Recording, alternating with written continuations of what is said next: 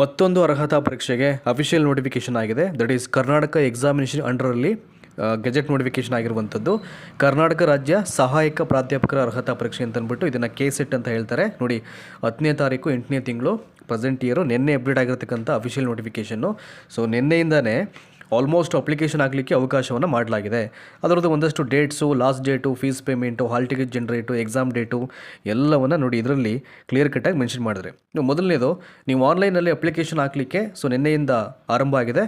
ಇನ್ನು online application ಪ್ರಾಸೆಸ್ಗೆ last date ಬಂದು 5/9/2026. Fees pay ಮಾಡಲಿಕ್ಕೆ ಕೊನೆಯ ದಿನಾಂಕ 6/9/2026.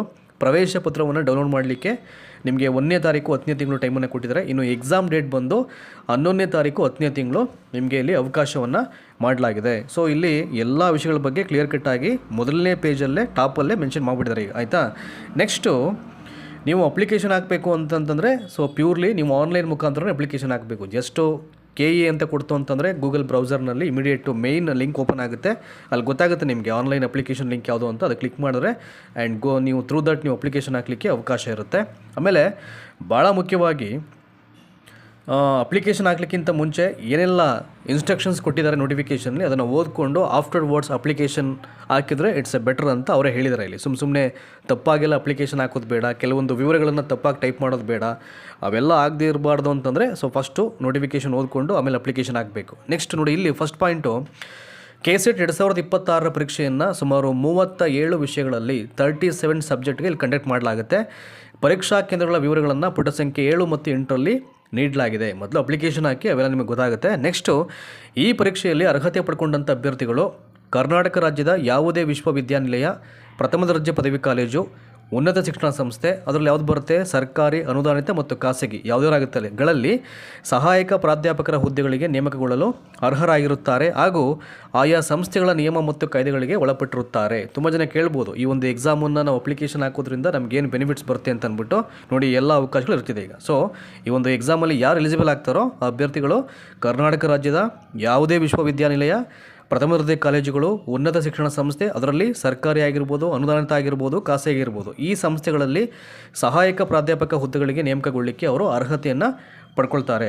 ವಿತೌಟ್ ಕೆಸೆಟ್ಟು ನೀವು ಅರ್ಹರಾಗಲ್ಲ. ಹಾಗಾಗಿ ಮೊದಲು ಈ ಒಂದು ಎಕ್ಸಾಮನ್ನು ಪಾಸ್ ಮಾಡಬೇಕು. ನೀವು ಹೆಂಗೆ TET ಪಾಸ್ ಮಾಡಿದ್ರೆ ಮಾತ್ರ GPT ನೀವು ಅರ್ಹರಾಗ್ತಿರೋ, ಸೊ ಅದೇ ಥರ ಈ ಒಂದು ಪರೀಕ್ಷೆಯೂ ಕೂಡ ಹಾಗೇನೇ ಇದು. ನೆಕ್ಸ್ಟ್, ಇಲ್ಲಿ ವಿಶೇಷ ಚೇತನ PWD ತೃತೀಯ ಲಿಂಗ ಪರಿಶಿಷ್ಟ ಜಾತಿ, ಅದರಲ್ಲಿ SC A ಮತ್ತು SCB, SCC ಅದೇ 3 ಗುಂಪುಗಳಿಗೆ ನಿಮಗೆ ಇಂಟರ್ವಲ್ ರಿಸರ್ವೇಷನ್ಸ್ ಬೈಫರ್ಕೇಟ್ ಮಾಡಿದ್ರಲ್ಲ, ಅದನ್ನು ಕೊಟ್ಟಿದ್ದಾರೆ.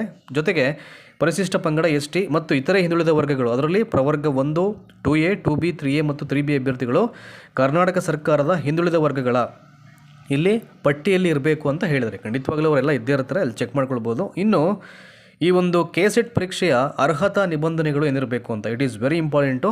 ಅವುಗಳ ಬಗ್ಗೆ ಮಾಹಿತಿ ಕೊಡ್ತೀನಿ ಈಗ ನಿಮಗೆ. ಅಭ್ಯರ್ಥಿಗಳು UGCಯಿಂದ ಮಾನ್ಯತೆ ಪಡ್ಕೊಂಡಂಥ ವಿಶ್ವವಿದ್ಯಾನಿಲಯ, ಉನ್ನತ ಶಿಕ್ಷಣ ಸಂಸ್ಥೆಯಿಂದ ಸ್ನಾತಕೋತ್ತರ ಪದವಿ ಅಥವಾ ಸಮಾನವಾದ ಪರೀಕ್ಷೆಗಳಲ್ಲಿ ಸಾಮಾನ್ಯ ವರ್ಗದ ಅಭ್ಯರ್ಥಿಗಳು, ಮೊದಲು GM ಅವರು ಸಾಮಾನ್ಯ ವರ್ಗಕ್ಕೆ ಬರೋರು, ಅವರು 55% ಅಂಕಗಳನ್ನು ಪೂರ್ಣಾಂಕಿತಗೊಳಿಸಬಾರದು ಅಂತ ಹೇಳಿದ್ದಾರೆ. 55 ಅಂಕಗಳನ್ನು ಇಲ್ಲಿ ಪಡೆದಿರಬೇಕು ಅಂತ ಹೇಳಿದ್ದಾರೆ. ಇನ್ನು ಪರಿಶಿಷ್ಟ ಜಾತಿ, ಅದರಲ್ಲಿ SCA, SCB ಮತ್ತು SCC ಮತ್ತು ಪರಿಶಿಷ್ಟ ಪಂಗಡ, ST ಇತರೆ ಹಿಂದುಳಿದಂಥ ಅಭ್ಯರ್ಥಿಗಳು ಪ್ರವರ್ಗ 1, 2A, 2B, 3A, 3B, ವಿಶೇಷ ಚೇತನರು PWD ಮತ್ತು ತೃತೀಯ ಲಿಂಗ ಈ ಒಂದು ಗ್ರೂಪ್ಗೆ ಸೇರಿದಂಥ ಅಭ್ಯರ್ಥಿಗಳು 50% ಅಂಕಗಳನ್ನು ಇಲ್ಲಿ ಪಡ್ಕೊಂಡಿರಬೇಕು ಅಂತ ಹೇಳಿದ್ದಾರೆ, ಆಯಿತಾ. ನೆಕ್ಸ್ಟು, ಸ್ನಾತಕೋತ್ತರ ಪದವಿಯನ್ನು ಪಡೆದಿರೋರು ಹಾಗೂ ಪ್ರಸ್ತುತ ಶೈಕ್ಷಣಿಕ ವರ್ಷದಲ್ಲಿ ವ್ಯಾಸಂಗ ಮಾಡ್ತಿರೋರು. ಪ್ರಸ್ತುತ ಶೈಕ್ಷಣಿಕ ವರ್ಷ ಅಂತಂದರೆ ಅಂತಿಮ ಅಥವಾ ದ್ವಿತೀಯ ಸೆಮಿಸ್ಟರ್ ಅಂತ ಅರ್ಥ ಮಾಡ್ಕೊಳ್ಳಿ. ಅಂತಿಮ ವರ್ಷ ಅಥವಾ ದ್ವಿತೀಯ ವರ್ಷ ಅಂತ ಆ ಒಂದು ಸ್ನಾತಕೋತ್ತರ ಪದವಿ ವಿದ್ಯಾರ್ಥಿಗಳು ಕೆಸೆಟ್ ಪರೀಕ್ಷೆಯನ್ನು ತೆಗೆದುಕೊಳ್ಳಲು ಅರ್ಹರಾಗಿರುತ್ತಾರೆ.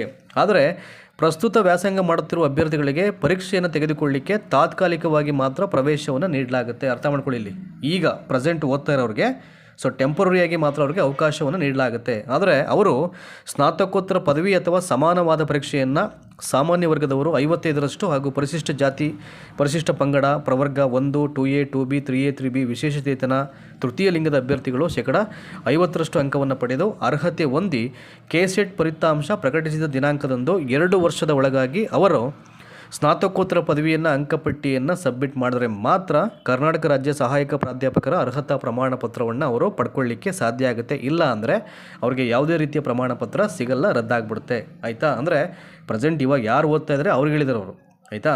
ನಾವೇನು ಹೇಳಿದ್ದೀವಿ 55% ಮತ್ತು ಈ ಒಂದು 50% ನಿಮಗೆ ಪರ್ಸೆಂಟೇಜ್ ಇರಬೇಕು ಅಂತ ಅಂದ್ಬಿಟ್ಟು ಅವುಗಳನ್ನು ನೀವು ಇವಾಗ ಓದ್ತಾ ಇದ್ದರೆ ಸ್ನಾತಕೋತ್ತರ ಪದವಿಯಲ್ಲಿ ಅವಾಗ ಏನು ಮಾಡಬೇಕು, ಇನ್ ಕೇಸ್ ಇವಾಗ ಓದ್ಕೊಂಡು ನೀವು ಅಪ್ಲಿಕೇಶನ್ ಹಾಕಲಿಕ್ಕೆ ಅವಕಾಶವನ್ನು ಮಾಡಿದ್ದೀವಿ.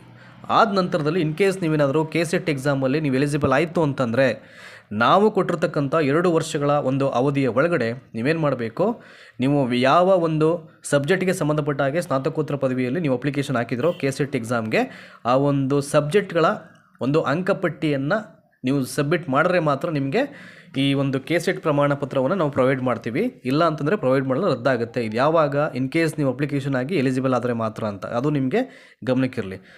ಸೊ ನೆಕ್ಸ್ಟ್ 3ನೇ ನಿಬಂಧನೆಗಳಲ್ಲಿ ಇಟ್ ಈಸ್ ಆಲ್ಸೋ ಒಂದಷ್ಟು ಅರ್ಹತೆಗಳು ಅಂತ ಅಂದ್ಕೊಳ್ಳಿ. ನಿಬಂಧನೆಗಂತ ಇಸ್ ನಥಿಂಗ್ ಬಟ್ ಸ್ನಾತಕೋತ್ತರ ಪದವಿಯಲ್ಲಿ ಅಧ್ಯಯನ ಮಾಡಿದಂಥ ವಿಷಯದಲ್ಲಿಯೇ ಅಭ್ಯರ್ಥಿಗಳು KCET ಪರೀಕ್ಷೆಯನ್ನು ತೆಗೆದುಕೊಳ್ಬೇಕು. It is very important. ಈಗ ಕನ್ನಡದಲ್ಲಿ MA ಮಾಡಿದ್ರೆ ಯೂಶಲಿ ಕನ್ನಡವನ್ನೇ ಆಯ್ಕೆ ಮಾಡ್ಕೋತಾರೆ, ಇಂಗ್ಲೀಷ್ ಆಗಿದ್ರೆ ಇಂಗ್ಲೀಷು ಅಥವಾ ಬೇರೆ ಸಬ್ಜೆಕ್ಟ್ ಆದರೆ ಬೇರೆ ಇದು.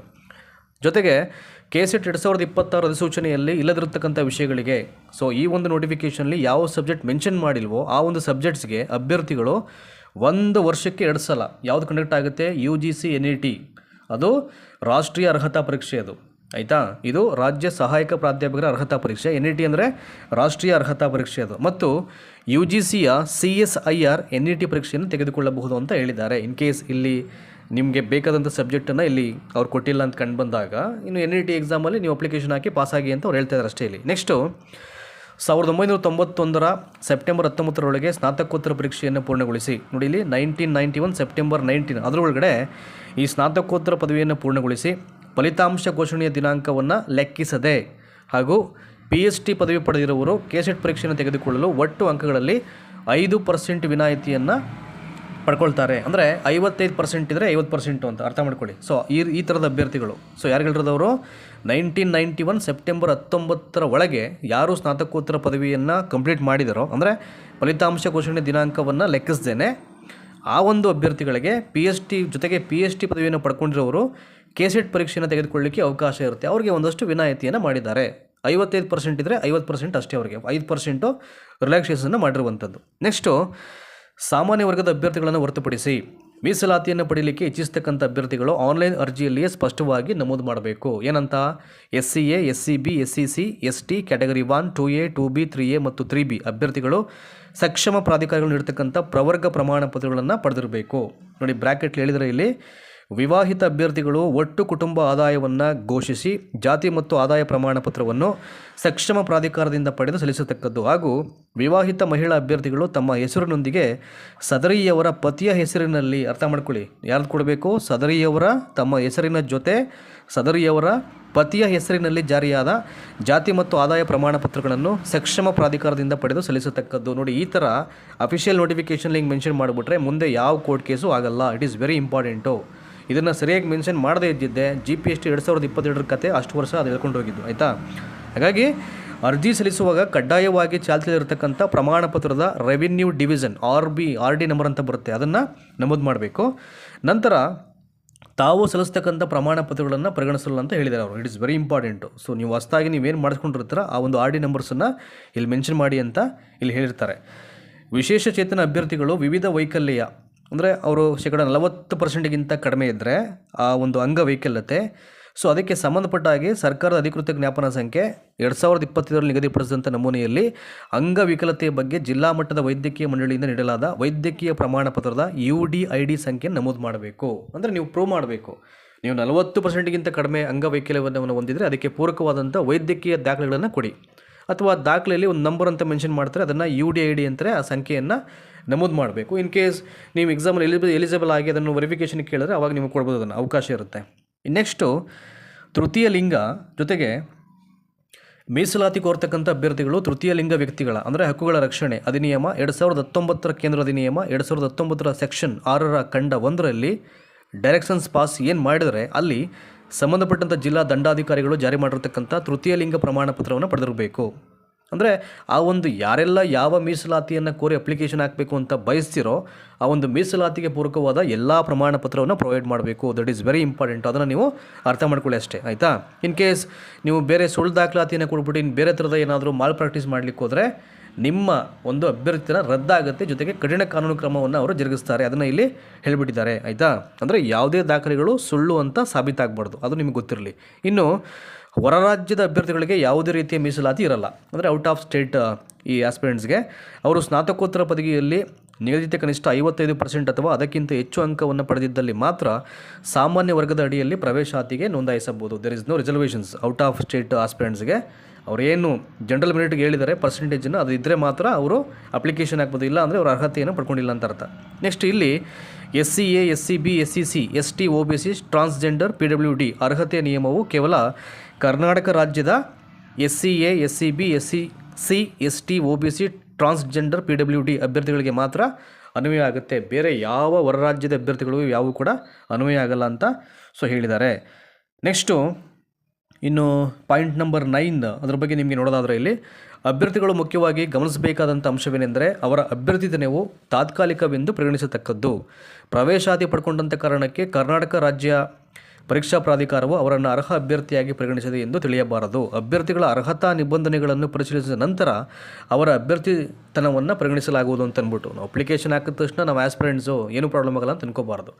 ನಿಮ್ಮ ಎಲ್ಲ ದಾಖಲೆಗಳನ್ನು ವೆರಿಫಿಕೇಷನ್ ಮಾಡಿ ನೀವು ಅರ್ಹತೆಯನ್ನು ಪಡ್ಕೊಂಡು ಎವ್ರಿಥಿಂಗ್ ಈಸ್ ಜೆನ್ಯೂನ್ ಅಂತ ಅವರು ಕನ್ಸಿಡರ್ ಮಾಡಿದ ಮೇಲೆ ಅವಾಗ ಏನಾಗುತ್ತೆ, ದೆನ್ ಯುವರ್ ಬಿಕಮ್ ಆಸ್ಪಿರೆಂಟ್ ಅಂತ ಆಗುತ್ತೆ. ಅಲ್ಲಿವರೆಗೆ ನಾವು ಅಭ್ಯರ್ಥಿ ಅಂತ ನಾವು ಅದನ್ನು ಡಿಕ್ಲೇರ್ ಮಾಡ್ಕೊಳ್ಳೋಂಗಿಲ್ಲ ನಮಗೆ ನಾವೇ, ಅದು ನಿಮಗೆ ನೆನಪಿರಲಿ, ಆಯಿತಾ. ಈಗಾಗಲೇ KSET ಪರೀಕ್ಷೆಯಲ್ಲಿ ಯಾವುದೇ ಒಂದು ವಿಷಯವನ್ನು ಅರ್ಹತೆ ಪಡೆದಂಥ ಅಭ್ಯರ್ಥಿಗಳು ಮುಂಬರ್ತಕ್ಕಂಥ KSET ಪರೀಕ್ಷೆಗೆ ಅದೇ ವಿಷಯದಲ್ಲಿ ಅರ್ಜಿಯನ್ನು ಸಲ್ಲಿಸುವಂತಿಲ್ಲ. ಇಟ್ ಈಸ್ ವೆರಿ ಇಂಪಾರ್ಟೆಂಟು, ಇದು ತಿಳ್ಕೊಳ್ಬೇಕು ನೀವು ಬೇಕಾಗಿರುವಂಥದ್ದು. ಈಗ ನೀವು ಮುಂಚೆ ಯಾವುದೋ ಒಂದು ಸಬ್ಜೆಕ್ಟ್ಗೆ ಅಪ್ಲಿಕೇಶನ್ ಹಾಕ್ಬಿಟ್ಟು ಕನ್ನಡ ಅಂತ ಅಂದ್ಕೊಳ್ಳಿ, ನೆಕ್ಸ್ಟು ಇನ್ನೊಂದು KSETಲ್ಲಿ ಕನ್ನಡವನ್ನೇ ಆಯ್ಕೆ ಮಾಡಿಕೊಂಡು ನೀವು ಬರೆಯಂಗಿಲ್ಲ ಅದನ್ನು. ಒಂದ್ಸಲ ಎಲಿಜಿಬಲ್ ಆಯಿತು ಅಂತಂದರೆ ಅಲ್ಲಿ ಮುಗೀತು ಅಂತ ನೋಡಿ, ಅದನ್ನು ಹೇಳಿದ್ರೆ ಅಲ್ಲಿ ಈಗಾಗಲೇ KSET ಪರೀಕ್ಷೆಯಲ್ಲಿ ಯಾವುದೇ ಒಂದು ವಿಷಯದಲ್ಲಿ ಅರ್ಹತೆಯನ್ನು ಪಡ್ಕೊಂಡಂಥ ಅಭ್ಯರ್ಥಿಗಳು ಮುಂದೆ ಬರ್ತಕ್ಕಂಥ KSET ಪರೀಕ್ಷೆಗೆ ಅದೇ ವಿಷಯದಲ್ಲಿ ಸೇಮ್ ಸಬ್ಜೆಕ್ಟ್ ಅರ್ಜಿಯನ್ನು ಸಲ್ಲಿಸುವಂತಿಲ್ಲ. ಯಾವುದೇ ವಿಷಯದಲ್ಲಿ KSET ಅರ್ಹತೆಯನ್ನು ಹೊಂದಿರತಕ್ಕಂಥ ಅಭ್ಯರ್ಥಿಗಳು ಪುನಃ ಅದೇ ವಿಷಯದಲ್ಲಿ ಅರ್ಜಿ ಸಲ್ಲಿಸಿದ್ದು ಕಂಡುಬಂದ ಪಕ್ಷದಲ್ಲಿ ಅಂತಹ ಅಭ್ಯರ್ಥಿಗಳ ಅರ್ಹತೆಯನ್ನು ರದ್ದುಗೊಳಿಸಲಾಗುವುದು. Be careful. ಹಾಗೂ ಅವರು ಹಿಂದೆ ಪಡೆದಿರತಕ್ಕಂಥ KSET ಪರೀಕ್ಷೆಯ ಅರ್ಹತೆಯನ್ನು ಕೂಡ ಡಿನೋಟಿಫಿಕೇಷನ್ ಮೂಲಕ ಹಿಂಪಡೆಯಲಾಗುವುದು ಅಂತ ಹೇಳಿದ್ದಾರೆ. ದಯಮಾಡಿ ಯಾವುದೇ ತೊಂದರೆ ಸಮಸ್ಯೆಗೆ ಸಿಕ್ಕಾಕೊಳ್ಬೇಡಿ, ಆಯಿತಾ. ಬೇರೆ ಸಬ್ಜೆಕ್ಟ್ ಮಾಡಿದರೆ ಮಾಸ್ಟರ್ ಡಿಗ್ರಿಯಲ್ಲಿ ಅದಕ್ಕೆ ಅಪ್ಲಿಕೇಶನಾಗಿ ಬರ್ಕೊಳ್ಳಿ. ಸುಮ್ಮನೆ ಈಗ ಎಲಿಜಿಬಲ್ ಆಗಿರತಕ್ಕಂಥ ಸಬ್ಜೆಕ್ಟನ್ನೇ ಮಾಡಿ ನೀವು ಎಕ್ಸಾಮನ್ನು ಫೇಸ್ ಮಾಡೋದು ಬೇಡ, ಆಯಿತಾ. ನೆಕ್ಸ್ಟ್ 11th ಭಾರತೀಯ ವಿಶ್ವವಿದ್ಯಾಲಯ ಸಂಸ್ಥೆ ನೀಡತಕ್ಕಂಥ 2 ವರ್ಷದ ಸ್ನಾತಕೋತ್ತರ ಡಿಪ್ಲೊಮೊ ಪ್ರಮಾಣಪತ್ರ ಅಥವಾ ವಿದೇಶಿ ವಿಶ್ವವಿದ್ಯಾಲಯ ಸಂಸ್ಥೆ ನೀಡುವ ವಿದೇಶಿ ಪದವಿ ಡಿಪ್ಲೊಮೊ ಪ್ರಮಾಣಪತ್ರ ಹೊಂದಿರುವ ಅಭ್ಯರ್ಥಿಗಳು ತಮ್ಮ ಹಿತದೃಷ್ಟಿಯಿಂದ ಮಾನ್ಯತೆ ಪಡೆದಂಥ ಭಾರತೀಯ ಸ್ನಾತಕೋತ್ತರ ಪದವಿಯೊಂದಿಗೆ ತಮ್ಮ ಡಿಪ್ಲೊಮೊ ಪದವಿ ಪ್ರಮಾಣಪತ್ರದ ಸಮಾನತೆಯನ್ನು, ಅಂದರೆ association of Indian universities AIU ಅಂತಾರೆ ನವದೆಹಲಿ, ಅವರಿಂದ ಇಲ್ಲಿ ಖಚಿತಪಡಿಸ್ಕೊಳ್ಬೇಕು ಅಂತ ಅಂದ್ಬಿಟ್ಟು ಇದನ್ನು ಅಲ್ಲಿ ಕನ್ಫರ್ಮ್ ಮಾಡಿಕೊಂಡು ಆಮೇಲೆ ಅಪ್ಲಿಕೇಶನ್ ಪ್ರಾಸೆಸ್ಗೆ ಅದನ್ನು ಅವರು ಮಾಡಬೇಕಾಗತ್ತೆ. ಅದಿಲ್ಲ ಅಂತಂದರೆ ಕನ್ಸಿಡರ್ ಆಗಲ್ಲ ಅದು. ಇನ್ನು ಏಜ್ ರಿಲ್ಯಾಕ್ಸೇಷನ್ ಬಗ್ಗೆ ನಿಮಗೆ ಹೇಳೋದಾದ್ರಲ್ಲಿ ವಯೋಮಿತಿ ಕರ್ನಾಟಕ ರಾಜ್ಯ ಸಹಾಯಕ ಪ್ರಾಧ್ಯಾಪಕರ ಅರ್ಹತಾ ಪರೀಕ್ಷೆ 2026 ತೆಗೆದುಕೊಳ್ಳಲು ಯಾವುದೇ ರೀತಿಯ ಗರಿಷ್ಠ ವಯೋಮಿತಿ ಇರುವುದಿಲ್ಲ ಅಂತ ಹೇಳಿದ್ದಾರೆ. ಅಂದರೆ ದೆರ್ ಇಸ್ ನೋ ಇಷ್ಟೇ ವರ್ಷ ಇಂತಿಷ್ಟೇ ಏಜ್ ಇರಬೇಕು ಅಂತಕ್ಕಂಥ ಯಾವುದೇ ಮಾನದಂಡ ಇಲ್ಲ ಅಂತ ಹೇಳಿದ್ದಾರೆ. ಹಂಗನ್ಬಿಟ್ಟು 60-70 ವರ್ಷ ಆದರೂ ಬರೆಯೋಕ್ಕಾಗುತ್ತೆ, ಒಂದು ಸರ್ಟನ್ ಏಜ್ ಅಂತ ಇರುತ್ತೆ, ಅಲ್ಲಿವರೆಗೆ ಬರೀಬೋದು, ಏನು ತೊಂದರೆ ಇಲ್ಲ. ನೆಕ್ಸ್ಟು ಇನ್ನು ವಿನಾಯಿತಿ ಬಗ್ಗೆ ಹೇಳಿದ್ದಾರೆ ಇಲ್ಲಿ 3ನೇ ಪಾಯಿಂಟಲ್ಲಿ. ಕರ್ನಾಟಕ ರಾಜ್ಯದಲ್ಲಿ ಸಹಾಯಕ ಪ್ರಾಧ್ಯಾಪಕರ ಹುದ್ದೆಗೆ ವಿಶ್ವವಿದ್ಯಾನಿಲಯ, ಪ್ರಥಮ ದರ್ಜೆ ಕಾಲೇಜುಗಳು, ಉನ್ನತ ಶಿಕ್ಷಣ ಸಂಸ್ಥೆಗಳಲ್ಲಿ ಅಂದರೆ ಸರ್ಕಾರಿ, ಅನುದಾನಿತ, ಖಾಸಗಿ ಇಲ್ಲಿ ನೇಮಕವಾಗಬೇಕು ಅಂತಂದರೆ ಅಭ್ಯರ್ಥಿಗಳು ಕಡ್ಡಾಯವಾಗಿ KSET ಅಥವಾ NET ಪರೀಕ್ಷೆಯಲ್ಲಿ ಅರ್ಹತೆಯನ್ನು ಪಡೆದಿರಬೇಕು ಅಂತಕ್ಕಂಥ ನಿಯಮ ಇದೆ, ಅದು ಗೊತ್ತಿರಬೇಕು.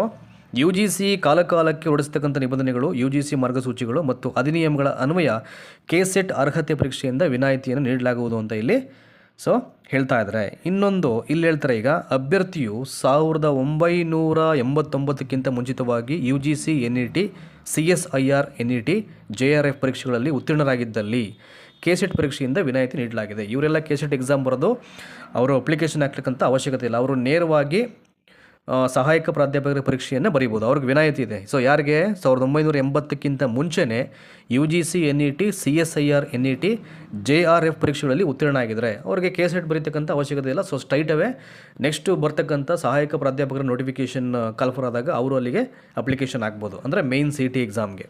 ನೆಕ್ಸ್ಟು C ಅಭ್ಯರ್ಥಿಯು 1ನೇ ಜೂನ್ 2002ಕ್ಕಿಂತ ಮೊದಲೇ ನಡೆಸಲಾದಂಥ ರಾಜ್ಯ ಸಹಾಯಕ ಪ್ರಾಧ್ಯಾಪಕರ ಪರೀಕ್ಷೆಯಲ್ಲಿ ಅಂದರೆ SCT ಸ್ಟೇಟ್ ಎಲಿಜಿಬಿಲಿಟಿ ಟೆಸ್ಟ್ ಅಂತ ತೆರಗಡೆಯಾಗಿದ್ದ ಅಭ್ಯರ್ಥಿಗಳಿಗೂ ಕೆಸೆಟ್ ಪರೀಕ್ಷೆಯಿಂದ ವಿನಾಯಿತಿಯನ್ನು ನೀಡಲಾಗಿರುತ್ತೆ. ನೋಡಿ, ಯಾರಿಗೆ ಅಭ್ಯರ್ಥಿಯು 1ನೇ ಜೂನ್ 2002ಕ್ಕಿಂತ ಫಸ್ಟೇ ಬರೆದಿದ್ದರೆ ಈ ರಾಜ್ಯ ಸಹಾಯಕ ಪ್ರಾಧ್ಯಾಪಕರ ಅರ್ಹತಾ ಪರೀಕ್ಷೆ ತೆರಗಡೆಯಾಗಿದ್ದರೆ ಅವ್ರಿಗೂ ಕೂಡ ಇಲ್ಲಿ ಕೆಸೆಟ್ ಪರೀಕ್ಷೆಯಿಂದ ವಿನಾಯಿತಿ ನೀಡಲಾಗಿರುತ್ತೆ ಅಂತ. ಅಂತಹ ಅಭ್ಯರ್ಥಿಗಳು ಭಾರತದಲ್ಲಿ ಎಲ್ಲಿಯಾದರೂ ಸಹಾಯಕ ಪ್ರಾಧ್ಯಾಪಕರ ಹುದ್ದೆಗೆ ಅಪ್ಲಿಕೇಶನ್ ಹಾಕ್ಬೋದು, ಅರ್ಹರಾಗಿರ್ತಾರೆ. ಆದರೆ ಜೂನ್ 1, 2002 ನಂತರ ಕೆಸೆಟ್ನಲ್ಲಿ ಅರ್ಹರಾದಂಥ ಅಭ್ಯರ್ಥಿಗಳು ಆಯಾ ರಾಜ್ಯಗಳ ವಿಶ್ವವಿದ್ಯಾನಿಲಯಗಳು, ಪ್ರಥಮ ದರ್ಜೆ ಕಾಲೇಜುಗಳಲ್ಲಿ ಮಾತ್ರ ಸಹಾಯಕ ಪ್ರಾಧ್ಯಾಪಕರ ಹುದ್ದೆಗೆ ಅರ್ಹರಾಗಿರ್ತಾರೆ ಅಂತ, ಆಯಾ ರಾಜ್ಯದ. ಸೊ ಬೇರೆ ಬೇರೆ ರಾಜ್ಯಕ್ಕೆ ಅಪ್ಲಿಕೇಶನ್ ಹಾಕಲಿಕ್ಕೆ ಅವ್ರಿಗೆ ಸಾಧ್ಯ ಆಗಲ್ಲ ಅಂತ, ಆಯಿತಾ. ಸೊ ನೆಕ್ಸ್ಟು ಈಗ ಶುಲ್ಕ ಪಾವತಿ ಬಗ್ಗೆ ಒಂದು ಹೇಳ್ಬಿಟ್ಟು ಇನ್ನು ಉಳಿದಂಥ ವಿಷಯಗಳನ್ನು ಮತ್ತೊಂದು ವಿಡಿಯೋ ಮಾಡಿ ನಿಮಗೆ ಅಲ್ಲಿ ಮಾಹಿತಿಯನ್ನು ಕೊಡೋ ಪ್ರಯತ್ನ ಮಾಡ್ತೀನಿ. ಸೊ ಫೀಸ್ ಸ್ಟ್ರಕ್ಚರ್ ಹೇಗಿರುತ್ತೆ ಅಂತ ಈ ಕೆಸೆಟ್ ಎಕ್ಸಾಮಿನೇಷನ್ಗೆ ಸಾಮಾನ್ಯ ವರ್ಗ, ಪ್ರವರ್ಗ 2A, 2B, 3A, 3B ಹಾಗೂ ಇತರ ರಾಜ್ಯಗಳ ಅಭ್ಯರ್ಥಿಗಳಿಗೆ 750 ರೂಪಾಯಿ ಇರ್ತಿದೆ, ಆಯಿತಾ. ಇನ್ನು ಪ್ರವರ್ಗ 1 SCA, SCB, SCC ಗೊಂದಲ ಆಗಿಬಿಡಿ. ಇಂಟರ್ನಲ್ ರಿಸರ್ವೇಷನ್ ಒಳ ಮೀಸಲಾತಿಯಲ್ಲಿ ಹೇಗೆ ಇದು ಬೈಫರ್ಕೇಟ್ ಆಗಿದೆ ಈ ಗುಂಪುಗಳಿಗೆ ಅದನ್ನು ಮೆನ್ಷನ್ ಮಾಡಿದ್ದಾರೆ. SCA, SCB, SCC ಅಂತ ಅಂದ್ಬಿಟ್ಟು. ಜೊತೆಗೆ ST, PWD ಮತ್ತು ತೃತೀಯ ಲಿಂಗದ ಅಭ್ಯರ್ಥಿಗಳಿಗೆ 500 ರೂಪಾಯಿಗಳನ್ನು ಇಲ್ಲಿ ಮಾಡಲಾಗಿರುವಂಥದ್ದು. ಸೊ ಶುಲ್ಕವನ್ನು ಹೇಗೆ ಪಾವತಿ ಮಾಡಬೇಕು? ಮೇಲ್ಕಂಡ ಶುಲ್ಕವನ್ನು KEA ಸೂಚನೆಯಂತೆ ಆನ್ಲೈನ್ ಮೂಲಕ ಮಾತ್ರವೇ ಪಾವತಿಸಬೇಕು. It is better and safe. Online mode it's a best mode, ಆಯಿತಾ. ಬೇರೆ ಯಾವುದೇ ರೀತಿಯ ವಿಧಾನದ ಮೂಲಕ ನೀವು ಮಾಡೋಂಗಿಲ್ಲ. ಚಲನ್ ಮುಖಾಂತರ ಮಾಡ್ತೀವಿ ಅನ್ನೋದು, ಮನಿ ಆರ್ಡರ್ ಪಾಸ್ ಮಾಡೋದು, UPI ಟ್ರಾನ್ಸಾಕ್ಷನ್ನು ಬೇರೊಂದು, ಇವೆಲ್ಲ UPI ಟ್ರಾನ್ಸಾಕ್ಷನ್ ಬಂದು ನಿಮಗೆ ಆನ್ಲೈನ್ ಮಾಡಲೇ ತೋರಿಸ್ಬಿಡ್ತೀವಿ. ಅದು ನೀವು ಅಲ್ಲಿ ಮಾಡ್ಬೋದು. ಅದನ್ನು ಬಿಟ್ಟು ಬೇರೆ ಯಾವುದೇ ವಿಧಾನವನ್ನು ಬಳಸ್ಕೊಂಡು ನೀವು ಇಲ್ಲಿ ಮಾಡೋ ಹಾಗಿಲ್ಲ. ಸೊ ಒಂದು ಸಲ ಫೀಸ್ ಮಾಡ್ತು ಅಂತಂದರೆ, ಪೇ ಆಯಿತು ಅಂತಂದರೆ ಯಾವುದೇ ಕಾರಣಕ್ಕೂ ರಿಟರ್ನ್ ಆಗಲ್ಲ, ಅದು ಗೊತ್ತಿರಲಿ. ಅದನ್ನು ಹೇಳಿದರೆ ಇಲ್ಲಿ ಒಮ್ಮೆ ಶುಲ್ಕ ಪಾವತಿ ಮಾಡಿದಂಥ ನಂತರ ಅದನ್ನು ಯಾವುದೇ ಕಾರಣಕ್ಕೂ ನಾವು ರಿಟರ್ನ್ ಮಾಡಲ್ಲ ಅಂತ ಹೇಳಿದ್ದಾರೆ.